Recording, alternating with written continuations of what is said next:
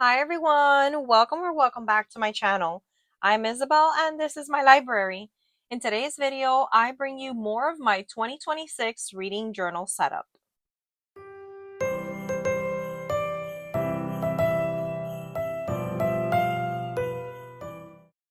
Another day, another page setup.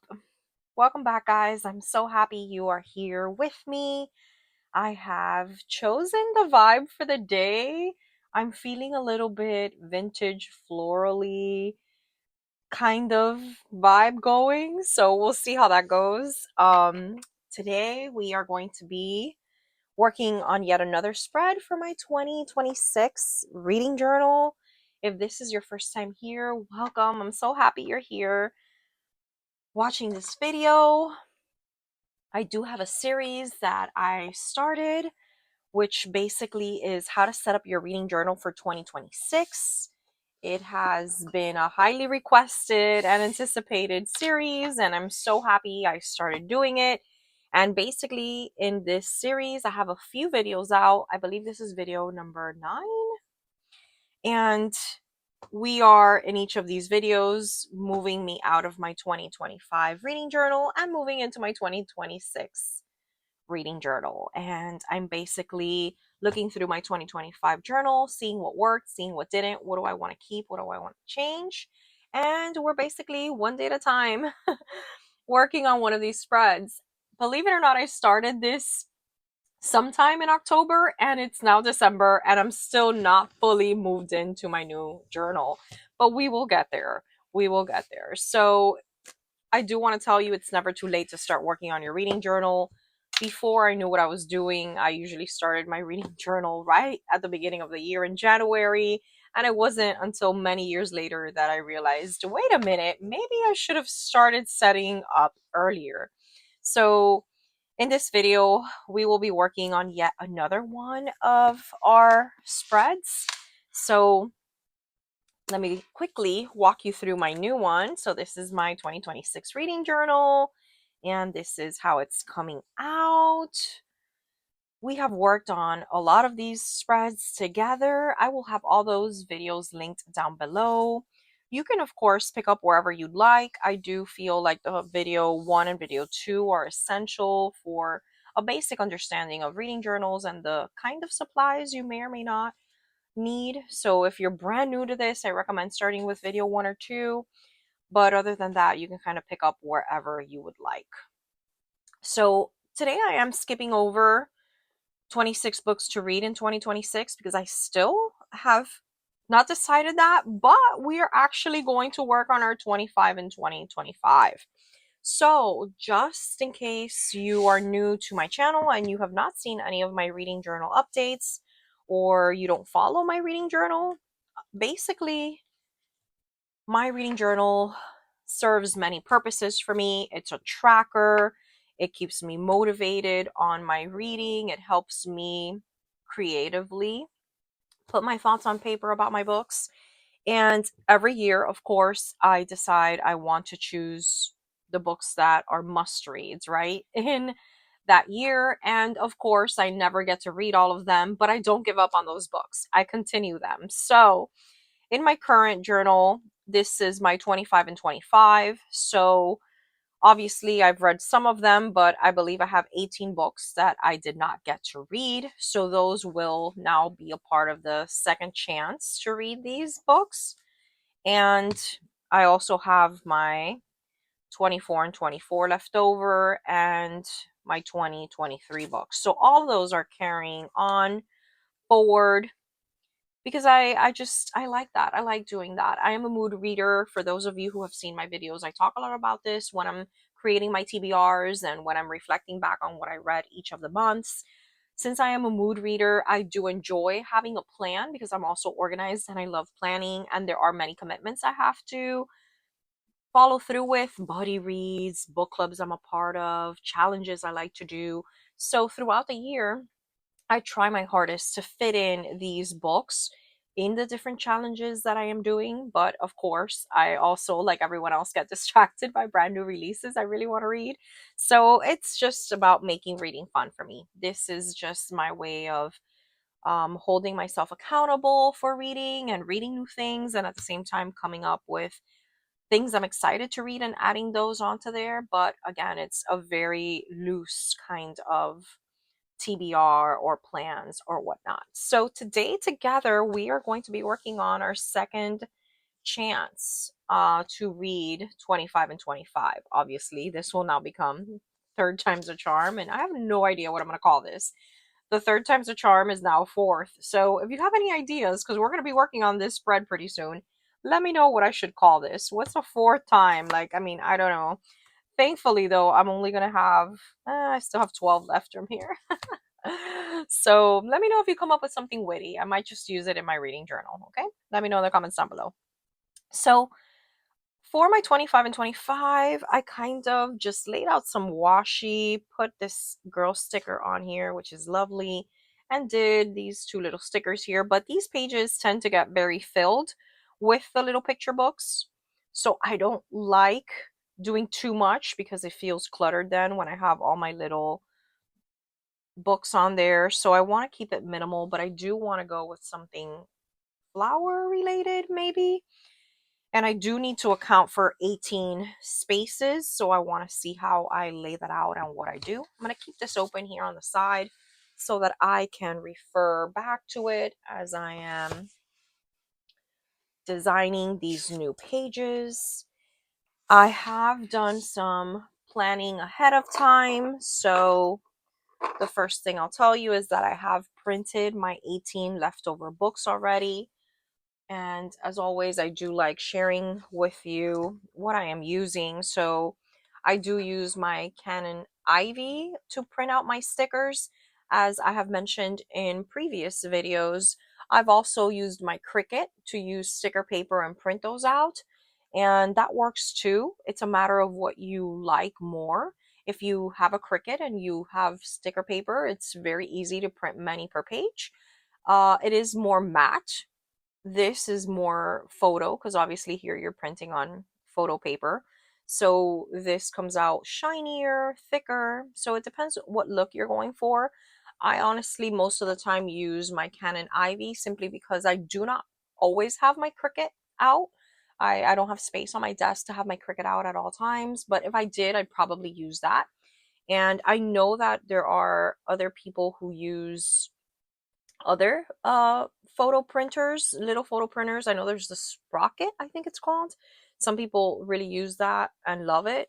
I really love my Canon Ivy. I purchased this many years ago and it's still holding strong. I love that I can print from my phone. I also love that I can print four little books on one of these photo papers. That way they fit better on my pages and I'm not spending so many of these little photo papers. And yeah, I think it's so easy. And then you just go ahead and cut, right?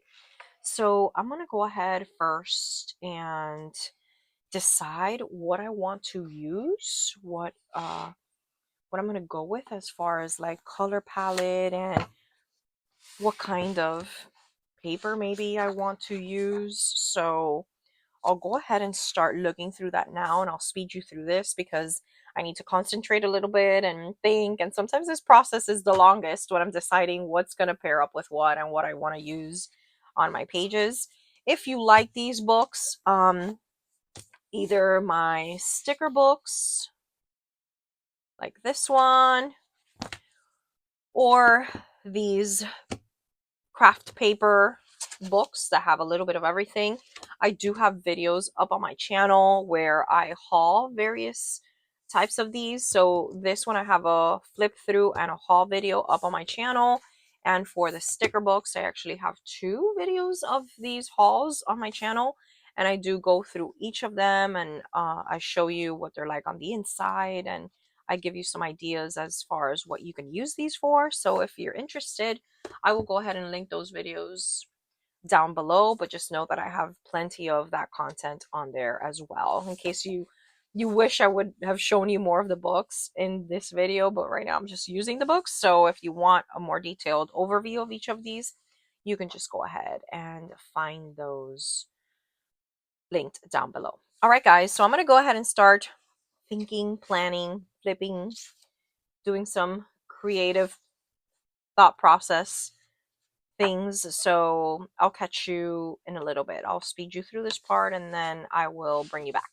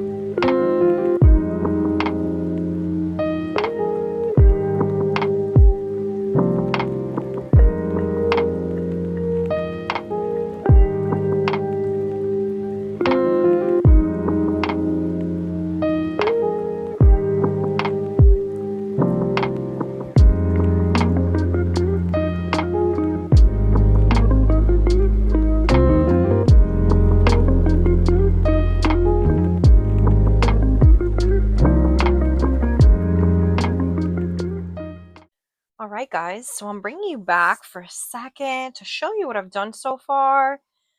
So I really went ahead and liked, I kind of anchored on this. I really liked this pop of like pinkish coralish thing. And then I saw that this might bring out the pinkish coral colors here. And then I went ahead and included this little library here because I wanted it to have something book related, and these stickers are so wonderful. I love them. So I went ahead and included this one here. I kind of thought about layering it on this side, but I thought it was a little bit heavy. I also want to leave some space here for my title, and I can't forget that I have 18 of these to fill in. So what I want to do now is I think I'm going to cut these out and try to strategically place them and see how much space I'm going to have left over for my title and all of that. So I'm going to go ahead and start cutting them now and place them in different spots. And then we'll come back and see if I have space to do a few more decorative things.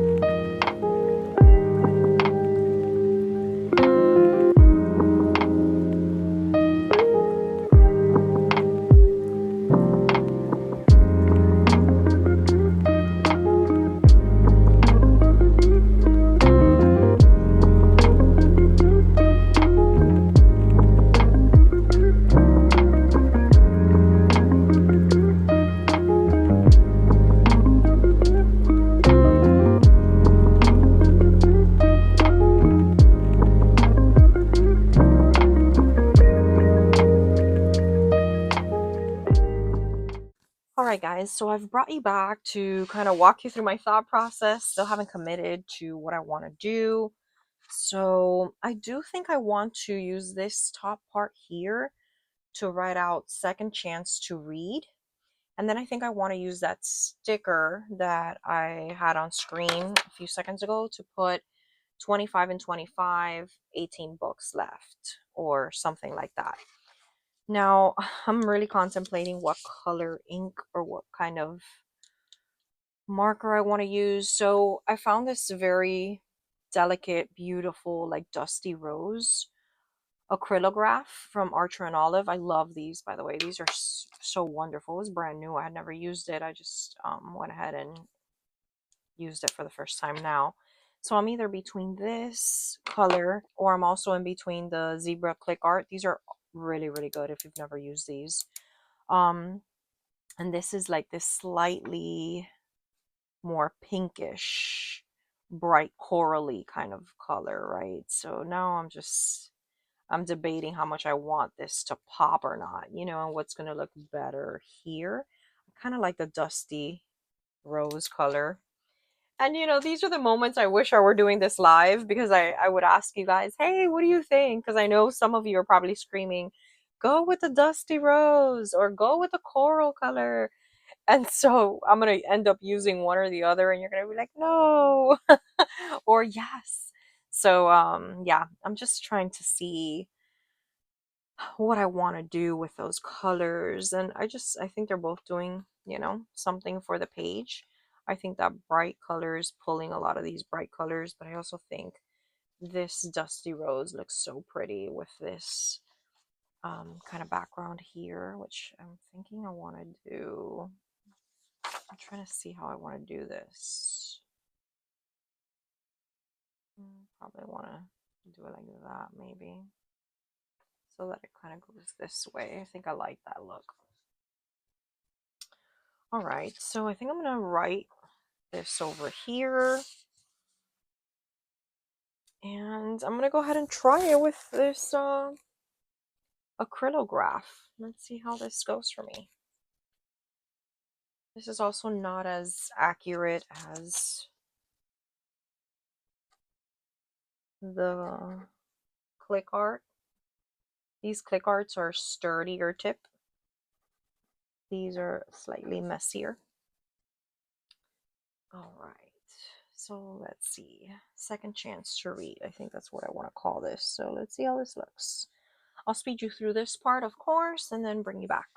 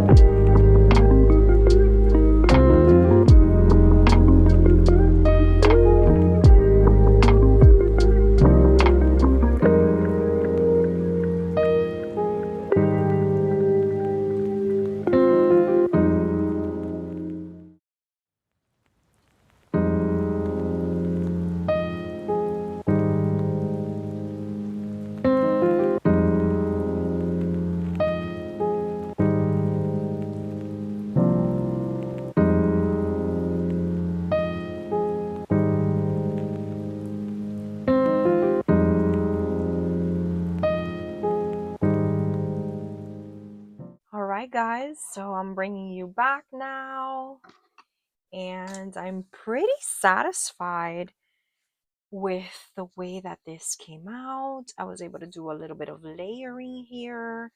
I like my corners wrapped up, and they kind of everything is balanced out in the corners. I was able to fit in everything, obviously less spacing here than here. I still had to make sure I left enough space to do my star rating at the bottom of each of these. So I did have to reconsider a few choices there. But overall, I'm really happy with the way that this came out. I love these colors together.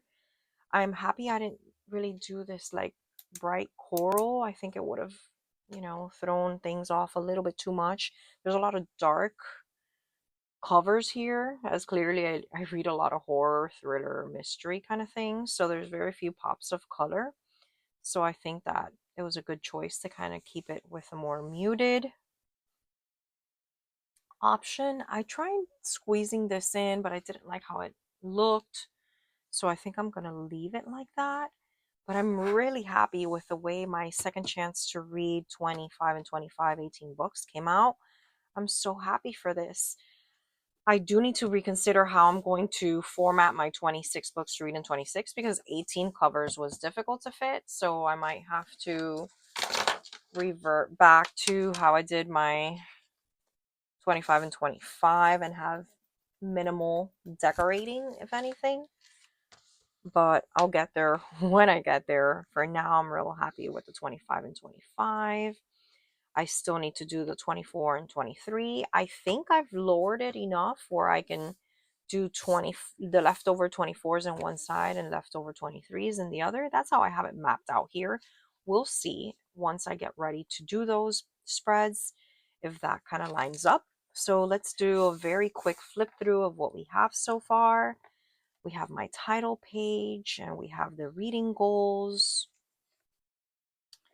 and the listing of all the books I will read next year, and my Goodreads challenge with my genre representation there. Haven't done my 26 and 26, but I did do my leftover 25 and 25. And I'll get to 24 and 23 soon. Then we have our alphabet challenge, which I'm so happy with. We have our bookshelfie. I have my monthly favorites. This spread makes me so happy. I don't know why. I really love this one. And that's pretty much it. Everything else, as you know, is mapped out, but it is waiting to be completed. So this is pretty much where I'm going to leave us off for today. Thank you guys so much for watching this video. Please like it and subscribe to my channel if you're not subscribed already. I look forward to talking to you in my next video. Have a great one, guys. Bye.